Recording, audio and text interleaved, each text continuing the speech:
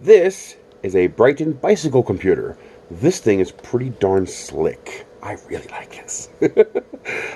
First, it has an optically bonded screen. That means more than you might think. So let me power this up so I can show it to you. So no matter what angle I give it to you, the screen does not look blurry. And that's because there's no air gap between the top, this part here, and the actual emitter, the actual liquid crystal display on the bottom. It's bonded from top to bottom. That air gap is what makes it hard to see these things sometimes. It's also got a really nice light. It lights up really nice. So even when you have glare, you can see this in low light conditions. Even without the light, you can still see it because it's that nice high contrast black and white screen that's optically bonded. So there's no air gap in there to create that that illusion layer in between the layers, which causes a problem. It shows speed, altitude gain, distance, ride time, and then you can change modes. So now it shows average speed, gradient, percent, trip time, and you have a button to set different trip meters so you can do trip out and trip back. And really cool, max speed, max altitude, an odometer, and you can change the units it measures it in. It's GPS. This is Bluetooth, which means this connects to your phone in an app, and you can also share that data with other apps.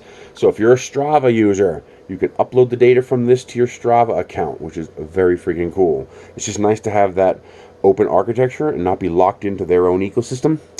This is the mount. So this has a quad pedal rubber mount on the bottom here. And of course, it comes with a spare as well. And you sit this on your bike handlebars or wherever you want to mount it. And then this is just a locking pedal. So this sits like that, and you have these rubber bands that you wrap around your bar, your stem, or whatever, wherever you mount this. And this just clicks into place. It locks in place like that. And it does actually lock, so it's not going to fall out. And then you twist to unlock and take it off again. It also comes with a heart rate monitor. And I'm actually pretty impressed that this looks like it should be big enough to fit me. And that's really, oh yeah, that'll fit me. That's actually impressive because I got a 66-inch chest. I'm a big boy. So that strap will actually fit me. And extending it wouldn't be that hard. But this is your heart rate monitor. There's a battery inside there. It clips onto here. So you'd wear that under your shirt or your jersey. And it also has a USB charging cable. I'll show you that in a moment. Also has a cadence sensor. So it measures your cadence. That's important. You might be doing 40 miles an hour, but you're not doing any work. You're coasting downhill. So having the cadence sensor is pretty nice. I haven't opened that yet because I'm not going to until I'm ready to attach it to the bike. On the back here, you have a rubber cover. These are your extra buttons, by the way. One is power and one is light. And also, it has a stop-pause functionality. I'm guessing for trip. Not entirely sure. There's a lot of functionality here. I got to read the manual. Then you have your page function to show you your different displays, depending on what you want it to show. And then you have your lap. So if you're repeating a loop, you can do a lap, and then you can compare the laps. Pretty cool. I love the light up feature. I love the built-in GPS feature. I love the cross-app compatibility. Here we go. We're turning it off. Now it's shutting down. And 35-hour active battery life, which means this will record pretty much any trip you're likely to do.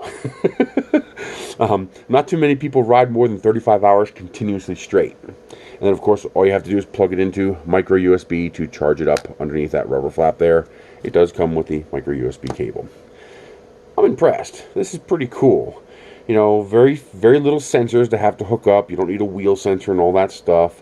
I mean, granted, you're not going to get your ultra short distance slow speed movement because you not have a wheel sensor connected. It's using GPS, which uses, you know, point to point distance time averaging.